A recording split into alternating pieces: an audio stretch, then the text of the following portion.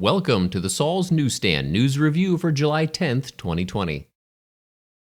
An op-ed from townhall.com states, "Senior citizens will be the deciding factor in 2020 election." Senior citizens will decide the next president of the United States, asserts Jeff Brower, political science professor at Keystone College in Factoryville, Pennsylvania. While those 65 and older have long been a powerful voting bloc, this year, Brower says, given the context of the election, their vote will make the difference. He goes on to say, senior citizens vote in presidential elections at the rate of 70% or more. They consistently show up to vote more than any other age group, and the current senior population is growing as baby boomers continue to enter this age group. In critical swing states such as here in Pennsylvania, Wisconsin, Michigan, Florida, and North Carolina, seniors voted in even higher percentages than the national average. Jamie Rowe, a Michigan-based Republican strategist, agrees that it all rests on the senior vote.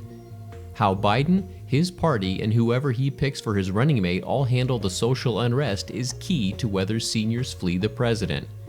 Rowe went on to say, "And I will tell you one thing right now that's going to augur against that of Biden or the Democrats getting the senior vote is this defund the police movement that they've got going. Seniors need a stable system of law and order to keep them protected. They believe in law and order, and something like defund the police is not going to sit well with American seniors." The Washington Examiner reports, Supreme Court rules against faithless electors.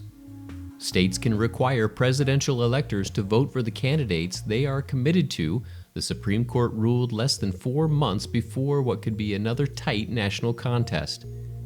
The 538 members of the Electoral College are chosen based on the presidential vote in each state, and they, in turn, elect the President of the United States. States can require these electors to vote for the statewide winner or otherwise follow state laws, the court ruled. Justices decided against 4 2016 Electoral College electors seeking to overturn state laws binding them to the presidential nominee to whom they are pledged. In that race, a record 7 electors didn't back the candidate to which they were pledged.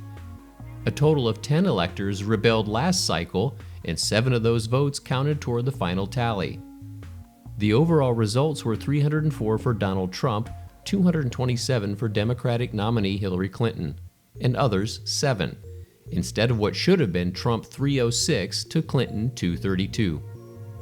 Faithless electors are traditionally a rare phenomenon, but the electors brought cases in their respective jurisdictions after an uptick in objections in 2016 that were part of the Hamilton electors movement. The movement was a failed pressure campaign that was cobbled together as a last-ditch effort to deny Trump the presidency.